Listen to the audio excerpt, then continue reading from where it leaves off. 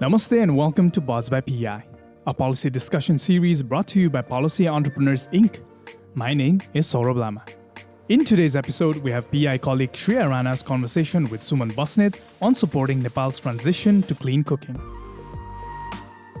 In this episode, Shreeya and Suman discuss Nepal's energy scenario with special focus on the potential of shifting to electric cooking.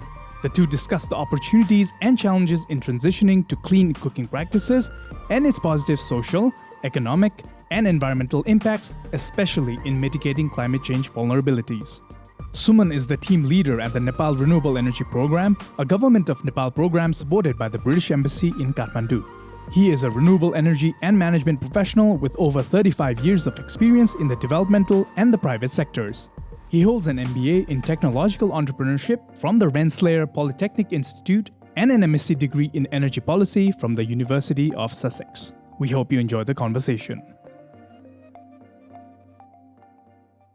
So let's begin today's episode with an overview of cooking practices in Nepal, and then we can dive into the unique geographical, cultural, and socioeconomic factors which is sort of pushing this need to transition to clean cooking. I would like to start by quoting some figures from the census of 2021. The census has shown that in Nepal, 51% of the households still use firewood for cooking, 44% use LPG, and 3% still use cow dung. Biogas, only 1%, and electricity, 0.5%.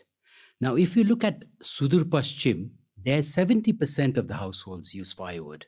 And in Karnali, it is 82%. So we are using traditional fuels and LPG predominantly, which we consider both to be unsustainable. Now, traditional biomass cook stoves are inefficient and they produce a lot of smoke and emit greenhouse gases. These stoves in poorly ventilated kitchens expose people, who are mostly women and children, to harmful pollutants. In addition, mostly women often have to walk long distances to collect firewood, and cleaning a kitchen coated in smoke residue is laborious. So there is a lot of environmental, social, and even economic disadvantages of using traditional cooking. Now, LPG is a much cleaner fuel. However, it still contributes to carbon dioxide emissions. In addition, it uses up Nepal's scarce foreign currency reserves and makes Nepal dependent on imported fuel. If you look at electric cooking, it is clean, it is safer, it uses indigenous renewable energy, hydropower and solar, it is comfortable, it is convenient and cheaper. In fact, a study has shown that electric cooking is about 15% cheaper than cooking with LPG. And there are new technological options coming. There is induction cookers, there's infrared, there's electric pressure cookers. And with these options, most Nepali households can continue using the same cooking practices of frying and boiling, though for animal feed and large quantities of water boiling might not be possible. So I think these kind of point towards the way to transition to electric cooking. So you've talked about how electric cooking can become this big part of this transition to clean cooking. Could you talk a little more about Nepal's current electricity sector? Talk about the context of how there is a surplus energy generation and how we need to increase domestic consumption. Well, the electricity sector in Nepal has been in the news for many years, previously because there was a lot of deficit, and now because there is a lot of surplus.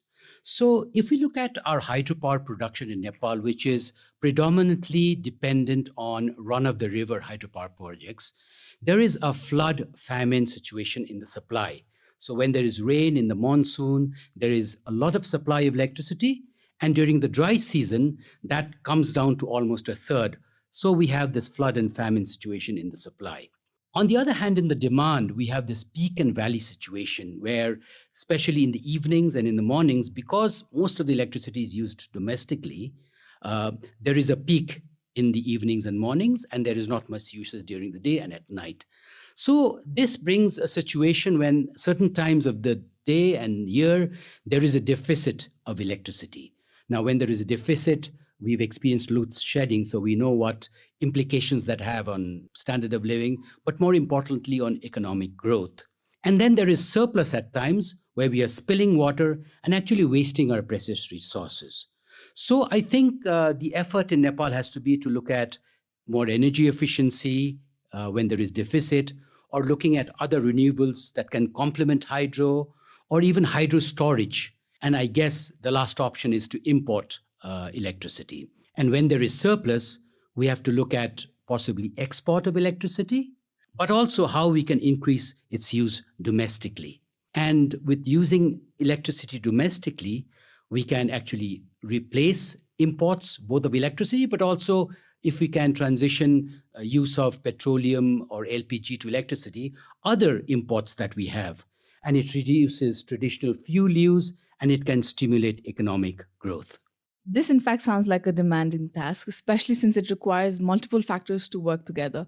And what I can draw from your argument is that there is a focus on infrastructure. Suman, could you lay out some of the structural challenges in expanding the electricity grid, and what kind of infrastructure is actually necessary to support electric cooking adoption? And especially when we consider remote rural areas of Nepal, how do you think this can be made possible? Now, if you look at the electricity infrastructure, I think there is an overwhelming agreement that grid supply from the national grid is the most flexible because that gives the flexibility of giving as much power as people need. Now, one thing that has been an issue in Nepal is because of remote locations and inaccessibility of places, expansion of the grid has been a problem. And usually it is a problem for two reasons, because firstly, it's difficult to transport equipment when you construct lines. And then when you want to repair and maintain it, it's very difficult to access.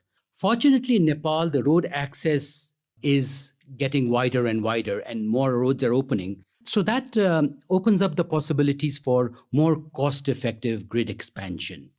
However, even when you say that, expanding grid is high cost and also maintaining it. And we've seen that there are a lot of environmental, social, and even climate vulnerabilities that are associated with transmission lines. So we have these opportunities of infrastructure that needs to be expanded, because for electric cooking, we need to have a strong distribution system, but we also have challenges. Now, if you look at electric cooking and look at the challenges there, now the electricity cooking usually happens in peak hours when there is heavy demand already for electricity for lighting and other domestic uses. Now, this means that lines and distribution transformers tend to get overloaded during these hours, leading to high voltage drops and breakdown of the distribution network.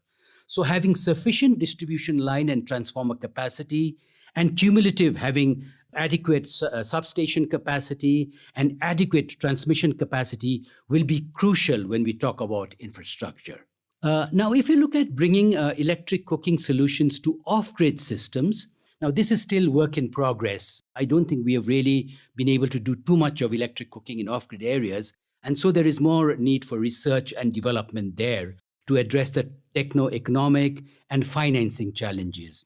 However, with decrease in cost of solar PV and also the development of energy efficient DC electric cooking appliances, I think there is an emerging opportunity to use electric cooking even in off-grid areas. So, in your opinion, what kind of demand side management strategies should be implemented so that you encourage electric cooking adoption on the one hand, and also you better manage the surplus electricity generated within Nepal? Now, we did talk about the infrastructure challenges for electric cooking. But in addition to that, there is also the challenges of long established habits that people have, behaviors and practices, which prevent people from adopting electric cooking. So I think that is also something we have to always keep in mind. And it could present as big a challenge as infrastructure. Some of the other reasons that we see for reluctance to adopt electric cooking is unfamiliar technology, safety, fear of high electricity bill. So in this situation, when we want to really increase demand side management strategies, firstly, I think what we have to really focus on is awareness. making people aware on the benefits of electric cooking, and allaying their fears that I talked about earlier. Now, one of the most important drivers of change, I think, is economics. Economics is a very strong driver. And if we can have a system where we have a real-time demand responsive pricing, I think that really opens up a very clear signal path for people to say, okay, these are the times that we have constraints with supply of electricity. It's going to be expensive, whereas other times it's going to be cheaper. So we need to adopt or adapt our cooking habits accordingly. And especially with information and communication technology that is coming up now, it really fits in with this real-time monitoring and also providing information. So I think there is a need for, the smart meters that we talk about, smart grids that we talk about. So that is one. Now, the other thing that we also need to do is get more market into the electricity sector rather than it being really controlled by a government agency, electricity market both within Nepal and with neighbors. So that is because once we have an electricity market, then I think the price discovery happens through the market. That provides a signal to people to say, okay, when should I use more and when should I use less, helping with demand management. And then when we talk about using more electricity domestically when there is a surplus, I think it's not just electricity that we focus on. There is also the industrial policies that helps Nepal to really internalize its competitive advantage and where we can use surplus energy to really get that competitive example. Now, the cement industry is a living example. Many years ago, 10 years ago, when I built my house, I think a lot of the cement had to be imported from India. But now I've read reports that we are self-sufficient and in fact maybe going to export. And a big factor in there is, having enough electricity and reliable electricity. Now, fertilizer, green hydrogen are other emerging, energy carriers. Tourism, agriculture, herb processing are some examples which we need to really promote to really use more electricity and aid with demand management in Nepal.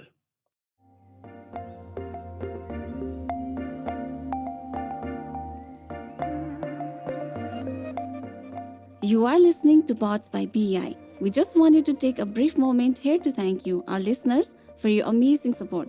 It truly means the world to us.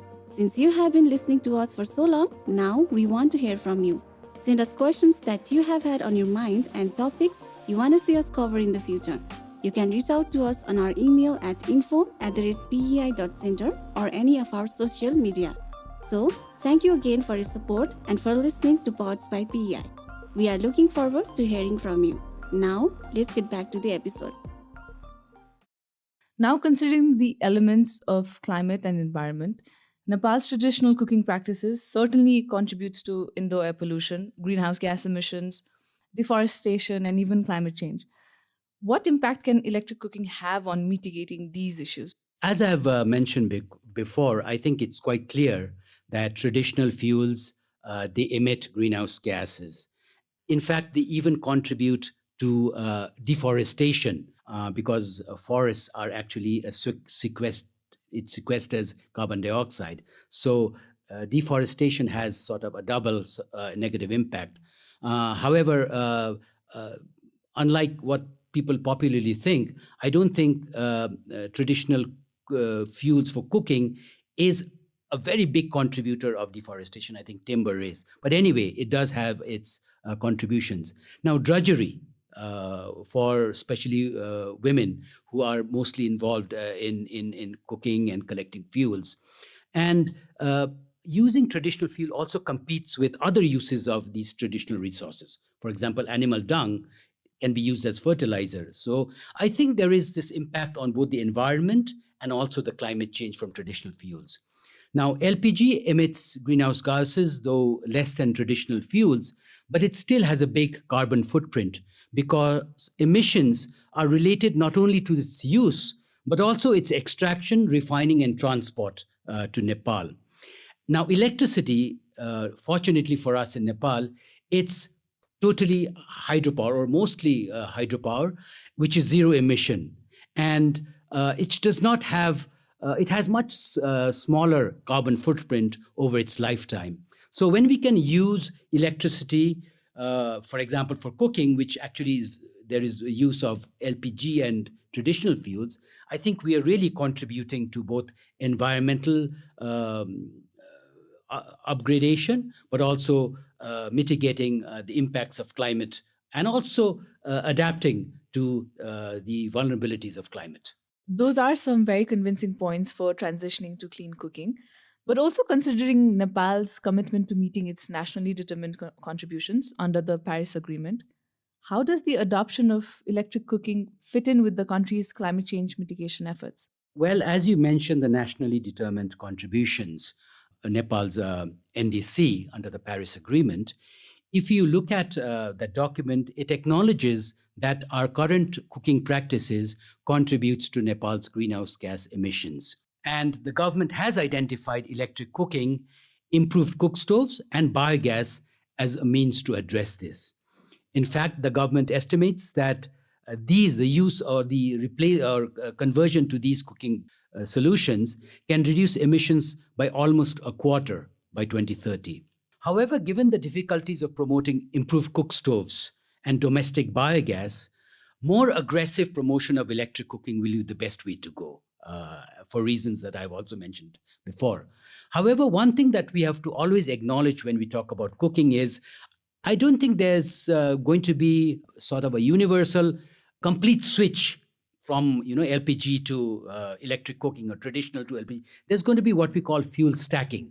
So people, even though they start using electric cook stoves, would still have LPG as a backup. As time goes on, I guess they'll get more confident of electric cooking and then use less and less LPG. So I think those things we have to really incorporate into our strategies and approaches. So I think there's also this opportunity for us to incorporate other sources of renewable energy in Nepal. Do you think that this gives us an opportunity to increase Nepal's resilience to climate change? Do you think that integrating renewable energy sources with electric cooking solutions could help make Nepal climate resilient? That's a very interesting question, Shreeya. When we talk about renewable energy and the role it can have, I think it applies not only to cooking, but to any electricity use. Now, as I've mentioned before, the current scenario in Nepal is we have big hydropower-dominated electric system. Now, when we have this system, what we have to address is climate vulnerabilities of big hydroplants with respect to hydrology, natural disasters like floods and landslides, including glacial lake outburst floods. And then the transmission lines will also have to be resilient to landslides, floods, lightning strikes, and other such vulnerabilities. Now, these will be very costly efforts. I think it can be done. Therefore, it is also about time that we start seriously thinking about how distributed renewable energy systems like smaller hydropower plants, solar PV, wind, and possibly biomass electricity generation systems can help address the vulnerabilities of big hydropower plants with long transmission lines. Solar PV can actually be a complementary to hydropower because when the sun usually shines, it's not raining. So when we have less hydropower, there may be more solar. Furthermore, with distributed renewable energy systems, the local distribution system that is required would help to reduce the need for more central generation or longer transmission lines. And these would also help, especially in areas where there are long distribution lines, especially in remote rural areas with weak grids. It will help to address the voltage drop and line loss issues. So incorporating renewable energies into our electricity system would help to make our electric system more resilient, which would not only help with electric cooking, but also with, let's say, electric mobility, industries that use electricity used for irrigation, pumping, etc. Now let's shift towards public-private partnerships. How do you envision the collaboration between public and private sectors to promote and also implement electric cooking solutions in Nepal? I think it's not only for electric cooking, but for all development activities in Nepal, private and public partnership in all its forms are going to be very crucial. And I think this kind of concept is acknowledged in all governments' strategic and plans and policies. Now, if we look at electric cooking, I think what the private sector can bring in is strengthening of the supply chain, which means electric cook stoves, and especially if you're using induction cook stoves, it also means utensils. So they could have efficient procurement or fabrication. They can provide warranties so that there is assurance that there's going to be quality, there's going to be financing, there's going to be seamless distribution, repair, and maintenance. And private sector does that best. But to complement that and support that and to reinforce that, the public sector can then come with awareness, can come with quality assurance. It can provide incentives, market-based approaches. So, we've talked about the need to transition to cleaner cooking, and we've talked about the efforts made to transition to electric cooking. But there are still challenges. Based on your experience, what are the major challenges that Nepal faces in transitioning to electric cooking? Is it just infrastructure, or is it a matter of affordability? Are people not aware? Do we lack the technology to support the transition? What is it? Well, in short, Shreya, it's a mix of all of those. Uh, I have already talked about infrastructure as being a big challenge. Now, that challenge, it's not only in remote areas. We saw, especially during the difficult times we had in 2015 and 16, when people were forced to use electric cooking, we were constantly hearing of transformers exploding, lines coming down. So the infrastructure upgrading is not only needed in remote areas, but also in urban areas. So I think that's a big challenge where the government has really to put in an effort. And I am happy to know that the Nepal Electricity Authority is heading in that direction, trying to reinforce the distribution system. So that is one very important area. But as important, there is this whole question about behavior change, about awareness. People still, as I said, have a fear that electric cooking means, firstly, it's a very difficult technology. Very interestingly, we found in areas where we have tried to promote electric cooking, younger people who are going to school and who have had some education like to do electric cooking, but older people who are not very familiar with technologies have a slightly more difficult time. So education, I think, is one important. Safety issues, both to tell people that it's safer, but also to ensure that there is safety in electric cooking. And the convenience that it brings. Very interestingly, in one conversation that I had, I found that women who do cooking really like electric cooking. And one of the reasons was because especially in the Tarai, in the hot season, when they use LPG stove, they cannot use a fan because the flames will go off or there's safety issues. So they really have to sweat it out in the kitchen. Whereas when the electric cook stoves are adopted, they told me they could use a fan, have a much cooler environment. So those are the things that we have to identify and really promote. So that is the other thing. And then there is the supply chain to ensure that there is adequate supply of cook stoves, that it reaches every area, that the quality is good. And as importantly, if not more important, is if something were to go wrong, that there are after-sales service, there's warranty, that really protects the customers from having to put in more money. So I think that's another area. And I think financing comes in very close because especially in lower income households, we've constantly found in all cases that people are not adopting certain technology, not because they cannot pay for it, but the upfront cost is what is really formidable for them. So if we can find a way to spread that cost out over time so that they can pay in installments, I think it becomes affordable to a lot of more people. So I think these are some of the challenges that we have to really look at and try to address. As we're coming to the end of the show, my final question to you is about making electric cooking accessible and affordable and what that means to the most vulnerable and marginalized communities. Do you think there will be opportunities of job creation and local economic development by switching to electric cooking? I firmly believe so. Now, there are two parts to your question. One is how can we make that accessible and affordable? And then will promoting electric cooking have impacts on our economy? to take the second question first, if we can concentrate on the supply chain, if we can concentrate on making sure that the after-sales service is good, I think that itself creates employment, because we'll need technicians, we'll need suppliers, we'll need possibly drivers, we'll need other technicians, administrators. So I think that creates the jobs that we talked about. Now, local economic development, I think electric cooking could indirectly contribute to improvement of health. It could help in people trying to use it for more industrial or enterprise purposes. So I think those are areas where there could be some. And just making sure that we have a good ecosystem for electric cooking would help with that. Now, as regards accessibility, again, making sure that the infrastructure, the supply chain, and the after-sales service is not just confined to urban areas, but the government makes efforts to make sure that even the most remote areas in Nepal would eventually get these infrastructure and these, the supply chain revampment and after-sales service. So accessibility, I think that is one. Now, with regards affordability, one thing that I've always found with affordability is having options is one way to make sure that it's affordable. And when we have options, it could be options technologically. So for example, we could have one-pot stoves, two-pot electric stoves, big utensils, small utensils. So people, depending on their economic status, their family size, can choose the different technologies.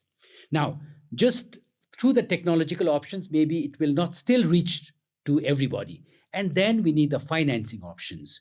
We would have maybe loan. We have a pay-as-you-go system where people can pay installments, hire purchase sort of system, where the monthly installment that they pay is covered by the savings they have. And in spite of that, if there are still some households that still cannot afford it, we can have targeted subsidies. And now with renewable energy being a subject of local governments, I think local governments are in a much better position to identify and disperse targeted subsidies. So I think these are the strategies that would really help to make electric cooking accessible, affordable, and to have impact on economic growth. That is a very interesting link, and I think that's one that shouldn't go amiss. Thank you so much for your time on our show, and thank you for leaving on a very positive note. And with that, it's a wrap. Thank you. Thanks for listening to Pods by PI. I hope you enjoyed Shreya's conversation with Suman on the opportunities and challenges of transitioning to clean cooking practices, with a special focus on the potential of shifting to electric cooking. Today's episode was produced by Nirjan Rai with support from Kushi Hang, Chedon Konsakar, Ridesh Sapkota, and me, Saurabh Lama. The episode was recorded at the PEI studio and edited by Ridesh Sapkota. Our theme music is courtesy of Roj Shakya from Zindabad. If you liked today's episode, please subscribe to our podcast. Also, please do us a favor by sharing us on social media and leaving a review on Spotify, Apple Podcasts, Google Podcasts, or wherever you listen to the show. For PEI's video-related content, please search for Policy Entrepreneurs on YouTube. To catch the latest from us on Nepal's policy and politics, please follow us on Twitter at tweet2PEI. That's tweet followed by the number 2 and PEI, and on Facebook at Policy Entrepreneurs Inc.